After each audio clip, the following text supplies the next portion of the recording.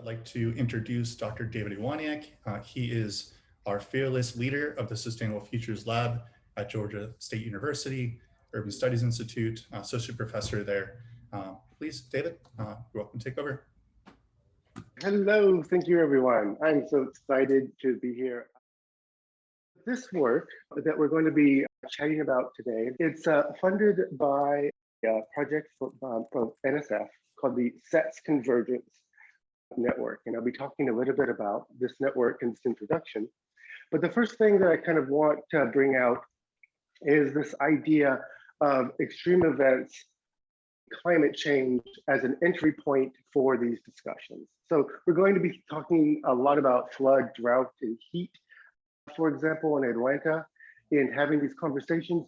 But I want to think about these climate resilience as a way to kind of further engage the sustainability, resilience, and equity challenges that we have, that we're facing here in Atlanta. As part of that work, this is a brand new initiative.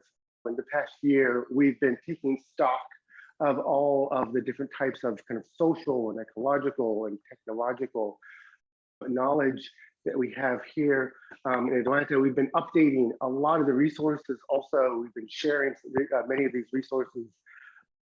For example, at the parcel level, we're looking at flood risk. This map here is comparing flood risk from 2020 to a projected 2050. So we know flooding is an ongoing issue and will continue to be a problem that needs to be addressed.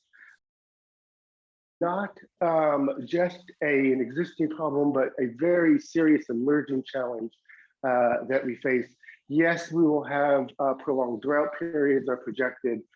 Yes, we are projected to have more intense extreme rain events. Heat, though, is going to be one of the things that really is a drastic change in Atlanta. We've been updating surface temperature exposure for Atlanta. We've also been updating the projections. Ken Kunkel did these with RCP 8.5. So looking at this, we're talking about in 2000, approximately we had about less than 3 days on average a year of days with a maximum temperature above 100. In 2050, we're projected to have about 12 days on average every year of maximum temperatures over 100. By 2100, that sounds like a big number, 80 years from now, but hopefully this is not so far out in the future that we don't care about it. This is our grandchildren, for example, will be alive. In 2100, we're talking about in Atlanta, 35 days over 100. These are extreme temperatures over 100. I mean, but people start suffering effects of heat above 85, above 90 degrees in Atlanta, especially with the high humidity we have here.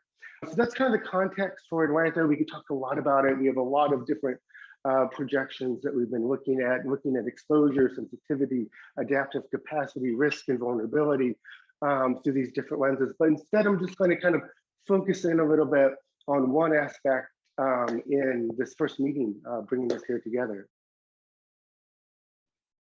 And so in doing this, what are we here for? What are we going to be talking about? And so we're going to be kind of initializing the conversation around Atlanta's climate resilience. And we thought a great way of starting this conversation was to focus on the community, the landscape, and the thought leaders, in other words, you, the folks here that are in this room that are engaged in climate resilience work, and start to kind of have a conversation and look at, who these folks are, what are we doing, what are their relationships to each other in this kind of climate resilience landscape here for Atlanta. So you see on the right, these are the respondents to who is attending this meeting. We have a mix of academics, of business, of civic, of government, and hybrid organizations, institutions represented here today. At the end of this meeting, I want to kind of give this little context of what are we trying to move towards with this conversation.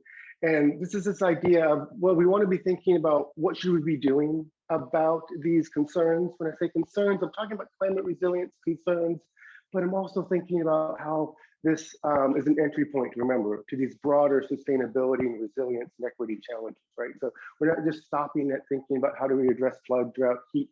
This is an entry point, for example, to think broader about climate justice for our city, for example. And in that, we're thinking about what kind of future do we want to build together, this group together, and what do we need to do? What do we need? What are the resources, knowledges? What are the kind of activities? What do we need to build that future in order for us to do that together? And so this is the SETS Convergence project. I want to acknowledge NSF for funding this work. And I want to kind of focus in on this kind of mission statement really quickly for a second, quickly break it down. And so SETS Convergence, we're talking about the convergence, we're talking about research and societal impacts. So we're talking about bringing together this convergence of research and practice, of researchers and practitioners. We talk about SETS convergence because we're talking about bringing together also the kind of social knowledge, ecological knowledge, technological knowledge and approaches, and bringing these ideas together. So kind of bringing things together is a kind of key and core concept to what we're doing with this initiative. Just by me alone saying, bringing research and practice, this isn't your typical kind of 5-year research project, right? Because this is already something that's kind of become more hybridized into more of a research practice agenda, at least in our minds. That's how we're seeing this. And the second part I want to highlight of this mission statement for SETS Convergence is this kind of the goal statement. Well, what is it we working toward in this project? That got funded through NSF, and this idea of developing transformative capacities for sustainability and resilience. So we're not just talking about developing the capacity to withstand change. We're not talking about these kind of iterative little tweaks. We're talking about something a little bit more radical, right? And so that's an ideal here about what that means. And there's a lot of work in the literature that talks about, well, what are these enabling conditions? What do you need in order to transform? Atlanta knows what it means to transform and what it needs to transform. Atlanta has experienced transformation. It needs leadership. It needs inclusivity. It needs community building. It needs innovation. There's a number of different things that we know in Atlanta what these capacities are to enable transformation to occur. And so it's developing these capacities is the central goal of this project. But transformative capacities for what though? Change for what, into what, for whom is a kind of a key question that we need to be more explicit about. We've looked at a lot of different kind of visions and policy documents and planning documents and goals. There's a lot of heterogeneity and diversity in the ideas of, well, what should Atlanta look like? What should we be moving toward? And so this idea of explicitly integrating this convergence work to build transformative capacities into the process of kind of urban futures research is and practice is that kind of key to this that we're doing. And so this is the SETS Convergence project is here in Atlanta as one of our hubs. And we are joined by our partner cities in this network. And our partner cities in this network is New York City to our north. To our south, we have San Juan, Puerto Rico. And to the west, we have Phoenix, Arizona. And these 4 cities, we have this kind of nice mix of different kind of social, ecological, technological conditions with different extreme events playing out, similar to Atlanta. Heat or as emerging problem here in Phoenix, for example, is a much grander problem. You know, Atlanta is just now trying to understand how we need to be dealing better with tropical storm events. San Juan, for example, we have a lot to learn from what they've been doing with this work. This is context in a broader network. Also, we're part of these 10 cities in the UREX. This is the Urban Resilience to Extreme Events Network. This is another large NSF-funded project that now Atlanta has been brought into, thinking about urban resilience to extreme events. So again, there's going to be a lot of focus on flood, drought, and heat in this. Think of this though as an entry point to be engaging with these broader issues of resilience sustainability and equity, and kind of centering on this idea of not just thinking about just the kind of infrastructure resilience, or not just even just the social vulnerability, but we're thinking about this we're trying to think about this in an integrated way, from a social, ecological, technological systems perspective. I want to quickly also introduce you to the Sustainable Futures Lab. We have an amazing team of folks outside of Atlanta that I was showing you, this larger network of the 4 cities of sets Convergence, the 10 cities that we're working with across. And there's a whole team of amazing practitioners, decision makers, researchers, scholars associated with these teams, and they're doing a lot of work here in Atlanta also. But I want to also focus in and thank the great folks in the Sustainable Futures Lab. We're an amazing team. This team's focusing on integration and reimagining urban futures, focusing on Atlanta to collectively explore what does transition and transformation look like, and how do we achieve these changes. And so with these teams, leveraging the expertise across these other cities, we've done a lot of taking stock of the social, ecological, and technological aspects of Atlanta. So for example, with the technological, Michael Chester, you see his name in the list here. He's been doing a lot of work on synthetic infrastructure, looking at power infrastructure, looking at our water infrastructure, doing advanced simulations to try to understand these cascading disturbances. So if we have a disruption at a power substation, for example, how it might play out in disrupting our water distribution, for example, our pumping system. We're doing a lot of work on the ecological side. For example, one of the taking stock is advancing the green infrastructure inventory, seeing where infrastructure has been invested. There's been a lot of great work by the Watershed Management Department that we've been really excited to build on. We've been building on that. We found an additional 100 different retention basins that we're taking these point files and turning them into shape files. We're adding qualifiers in terms of what conditions are they in, what kind of services do they provide. We found an additional 29 different green roofs that they had in their database, which we'll be sharing back with them. Who even knew Atlanta had 29 green roofs, much less we found an additional 29, so that's fun work. And on the social side, just some examples. We're analyzing these governance documents. We're looking at ARCs and the different civic organizations and the different government planning documents like sustainability plan or climate action plan, analyzing them. So how are they thinking about climate resilience? Most importantly though, in my favorite, at least, maybe not most importantly, but one of my favorites, is this work on who are the institutions and actors, who are the people, what is the community around climate resilience? What are they doing? Who are they? How can we harness this community for transformational change toward climate resilience? And that is what we're kind of opening our conversation with today. 88 distinct organizations completed the survey, many of which are here today. And so you'll hear about some of the results.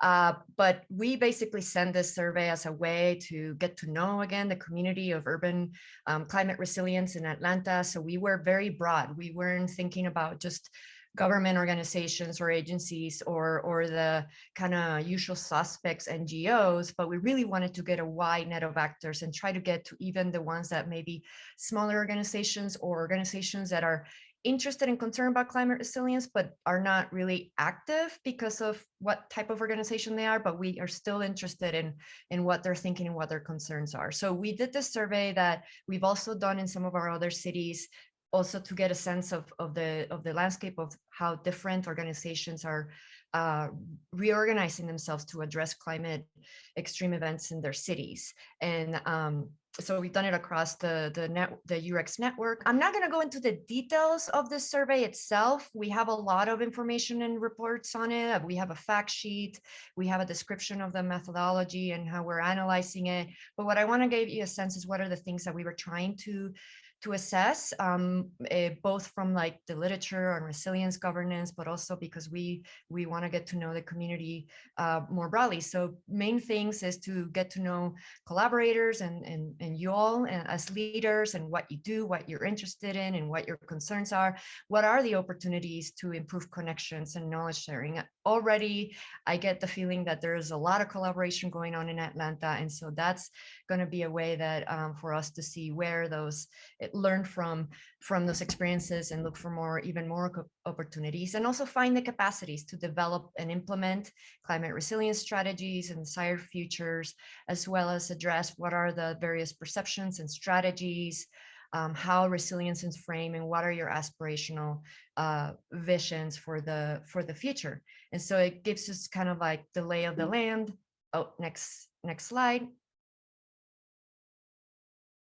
And so just to give you a sense, we had, again, responses from a wide range of sectors, with the civic sector being the one with the higher response rate. And that's, we hope to get even more so from these other sectors, but it's still a good wide range of answers that we got. Hybrid is a grouping that we have for organizations that are kind of like private public or public NGOs, so they're a little bit more mixed.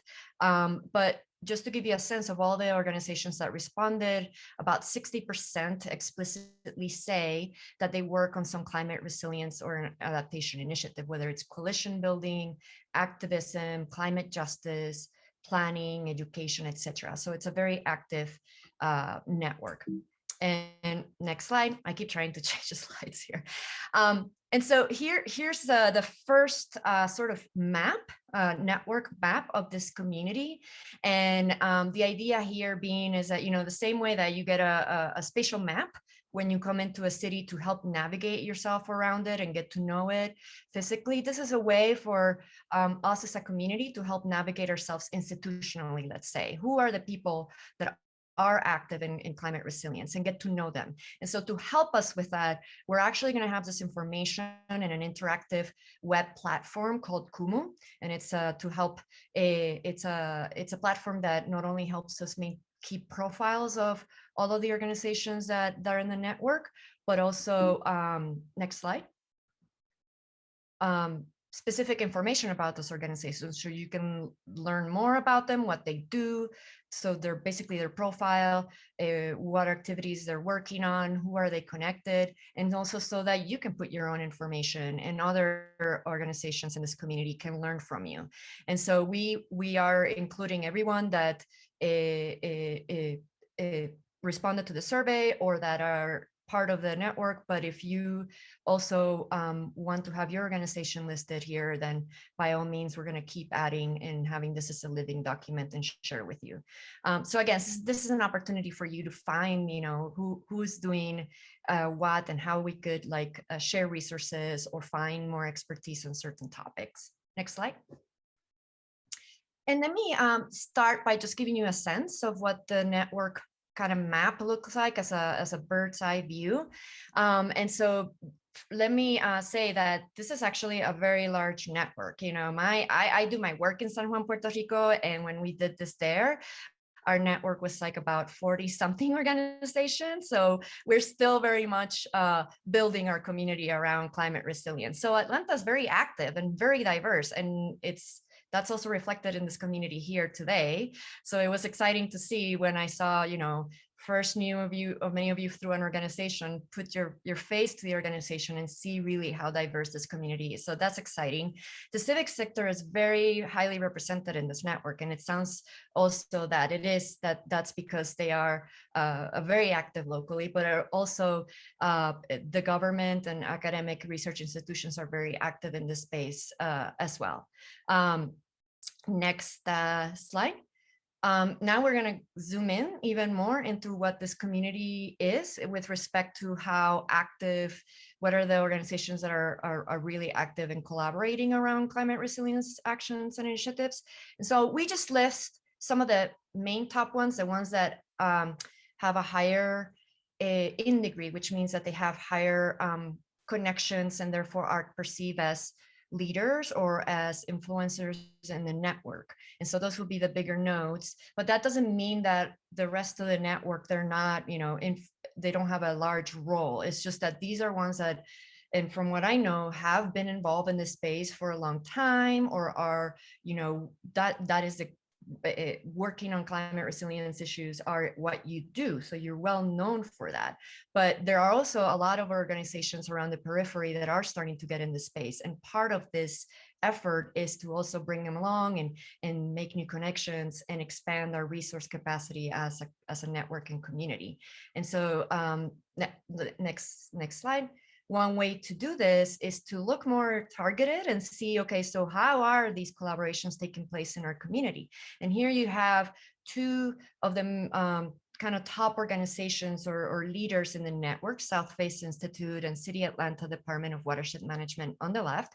And you see that these organizations are linked to a lot of different types of organizations, which is fantastic, because I've seen in other cities where the city is mostly collaborating with other cities or with other government agencies. But here you see that it's collaborating with a lot of other civic actors. So that's a great sign. And South Face Institute, the same, a lot of different collaborations with other government agencies, public, and also businesses. So this diversity among them is very beneficial for this kind of work. But then what if these two big, large organizations also get connected to each other? Then we can even expand those connections even more, and resources and ideas can also share more broadly.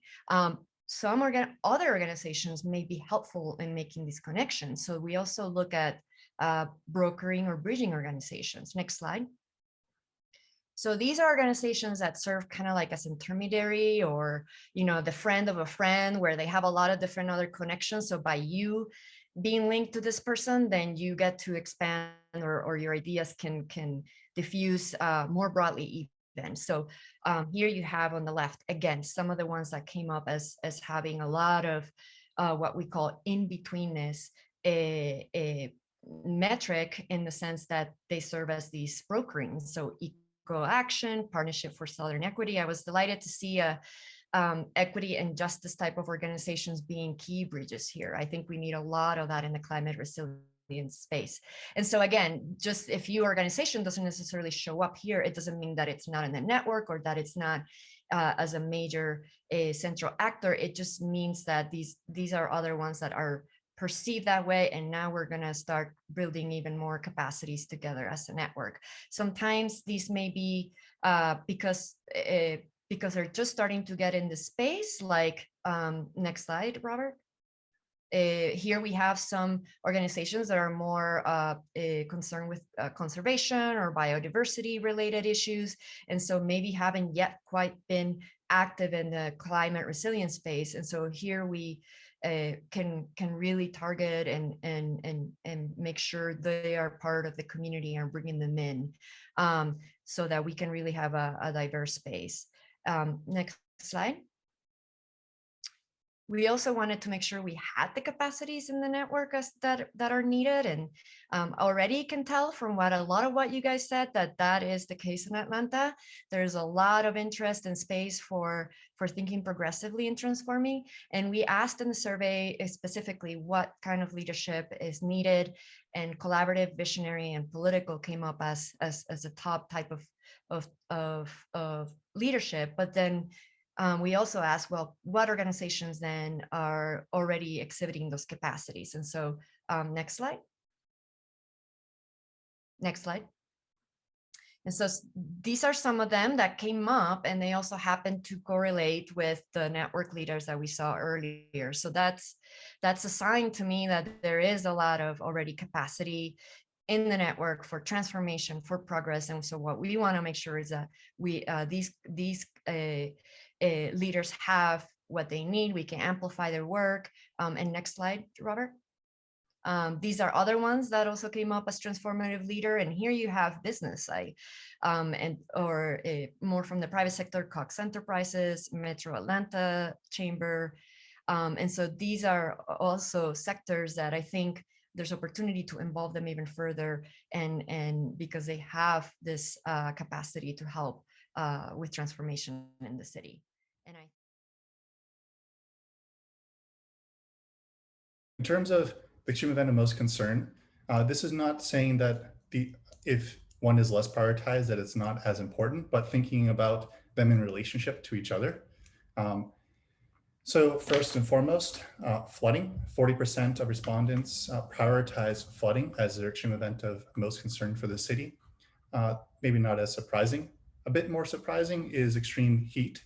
Extreme heat actually was very close second to flooding as a principal concern, which might have been a bit surprising, at least it was for us, because we've been looking at a lot of documents, planning documents from both the civic and government sector, looking at what is being discussed. And we see a lot of discussion and strategies for flooding and drought, but not so much for heat. So that's interesting. It's suggesting that perhaps that's an area that we can work on together to build capacity for, that maybe has been less a priority in our action planning. But it does, like I said, it doesn't mean that drought is not a concern, even though it is, less of a priority for flooding and heat.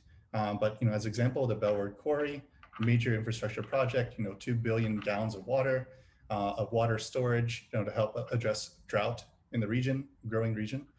So it definitely is an area of a lot of action in the city.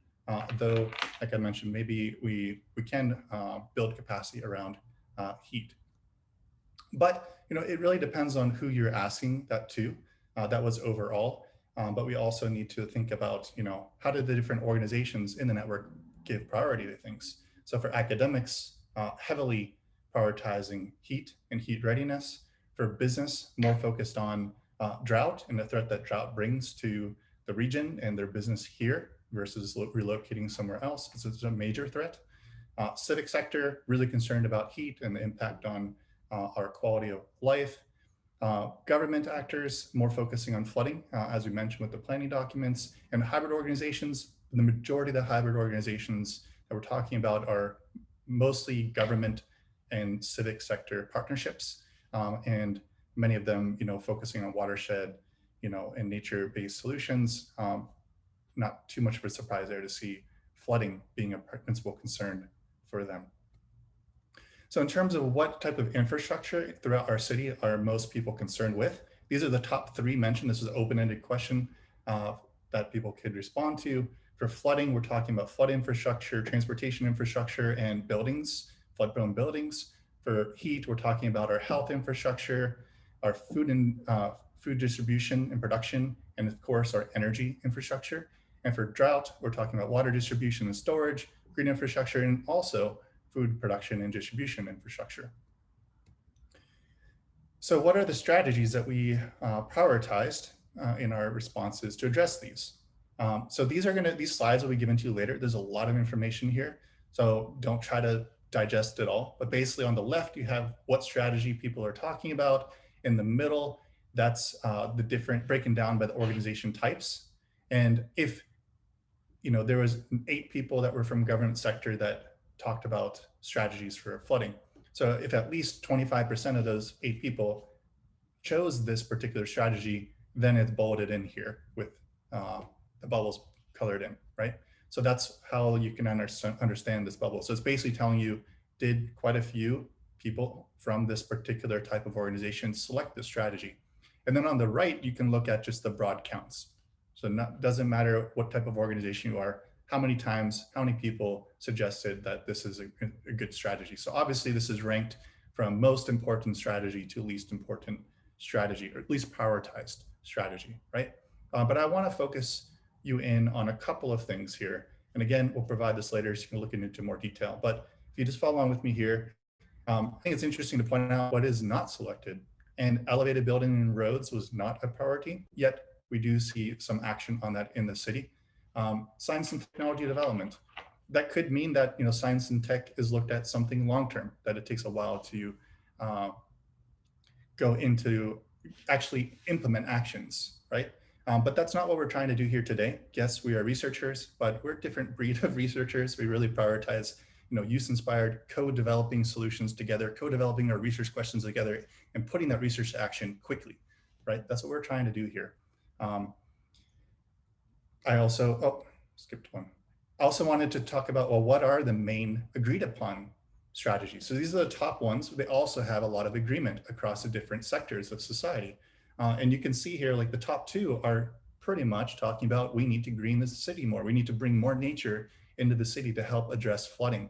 But we do also have the gray infrastructure, the traditional hard infrastructure of stormwater infrastructure and separating storm and wastewater, right? Stormwater capture, don't know. That could be gray, that could be green infrastructure, but we need to be capturing stormwater. Permeable surfaces, that's kind of a hybrid approach, right? So obviously there's some engineering in that, but also bringing in some nature, more nature, less concrete into the city. There's a general theme that you can see among these. When we're talking about extreme heat waves, same structure of the presentation here. Let's look at the ones that are least prioritized. I found it very interesting. You know, Tisha talked about San Juan. I work also a lot in San Juan, New York. That, you know, backup energy supply is really key, critical during Irma and Maria, and also in Sandy in New York. But yet it's not as prioritized for Atlanta. Perhaps Atlanta is more interested in not reactionary approaches once something happens, but let's be more proactive. Let's be more anticipatory. Let's do things so that we're not going to actually need the energy supplies in the end, right? That's perhaps what we're thinking. Early warning systems.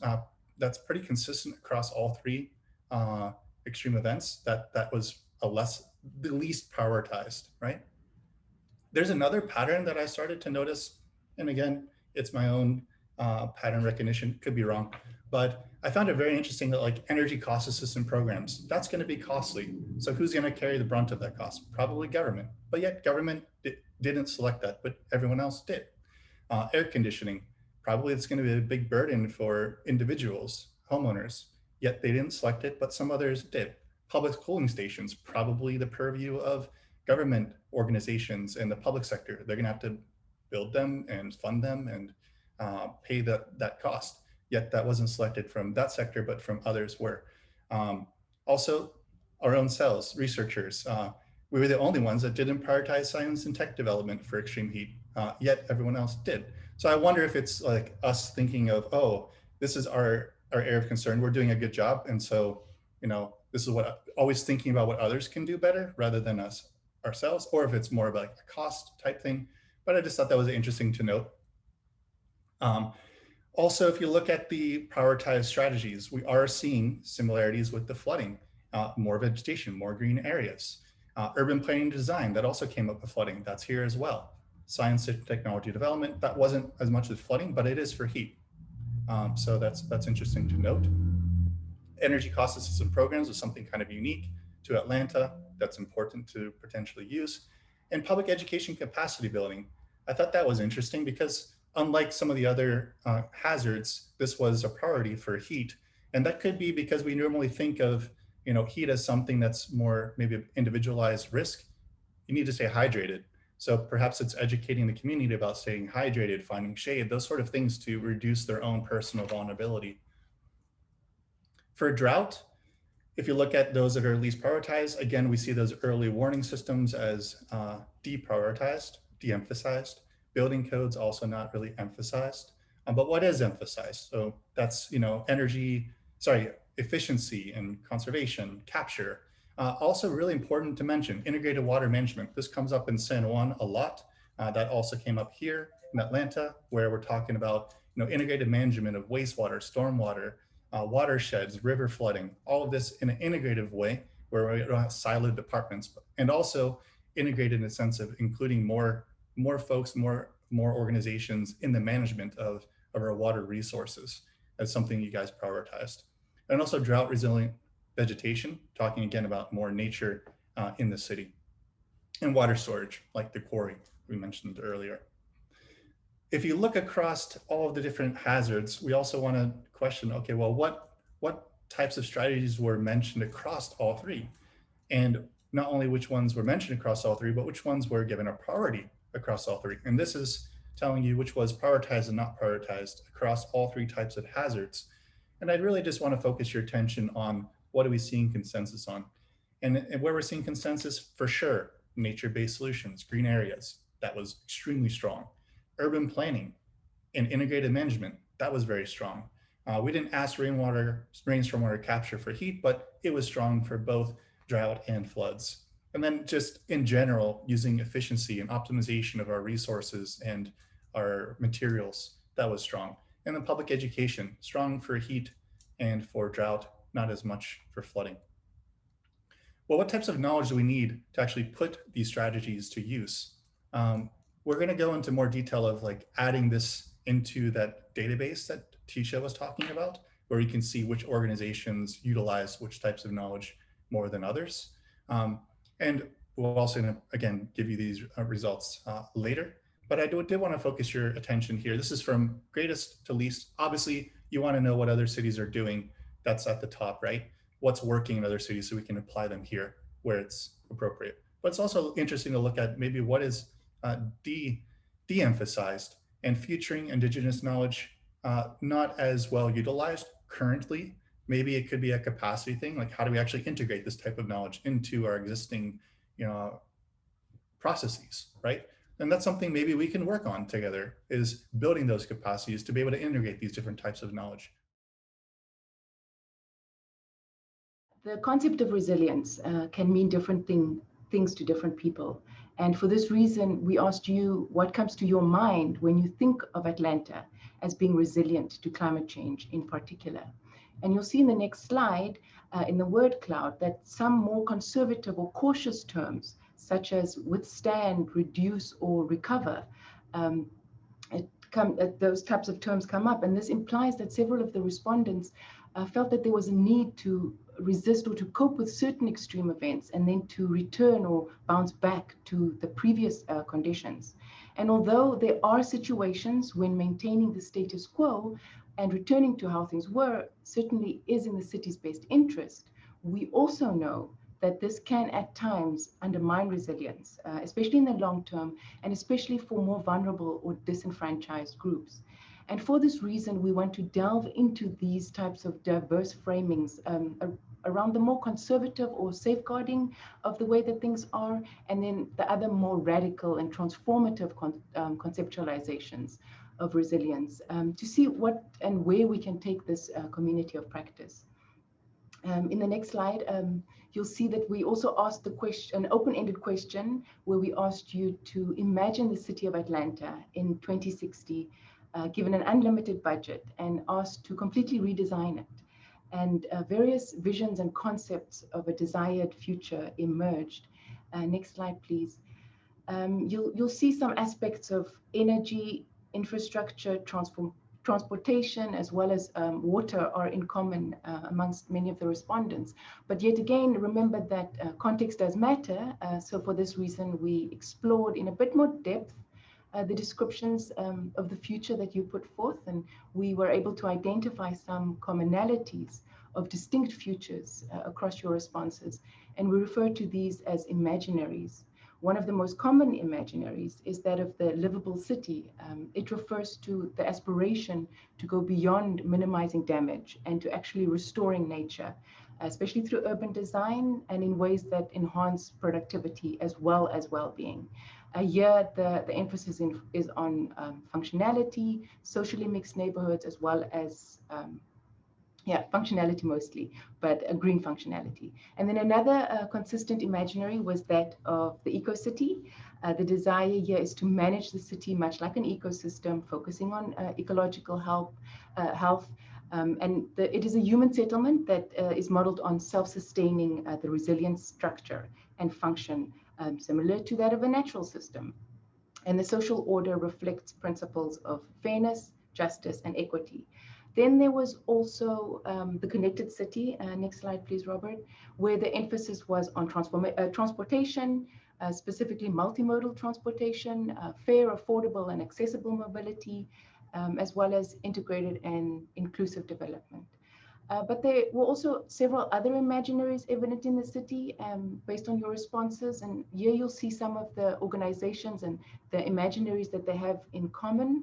And although they might look scattered across the network, in reality, there are multiple tenets that are similar and that connect these imaginaries and the organizations that share them.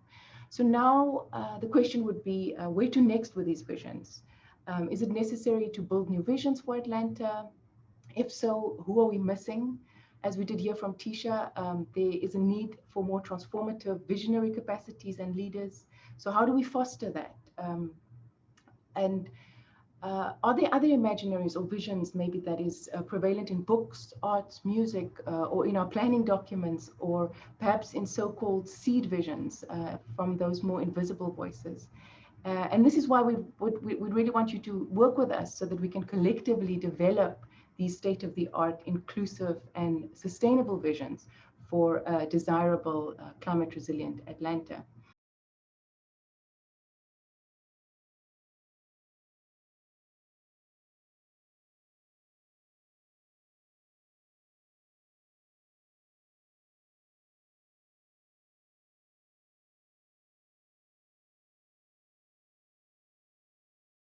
We wanted to offer you an opportunity to just kind of reflect and give us a little bit of feedback on what you heard, what you thought was interesting or missing, what kind of things would you like to hear more of, and if you have any questions.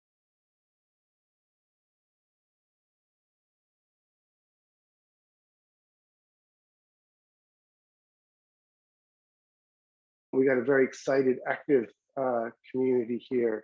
I'm just thrilled to be in the virtual room with all of you. So drop me an email and let me know how you're doing. And I'm so excited. Let's do this. And thank you everyone for joining. This was really great discussion and really appreciate all the feedback we're getting.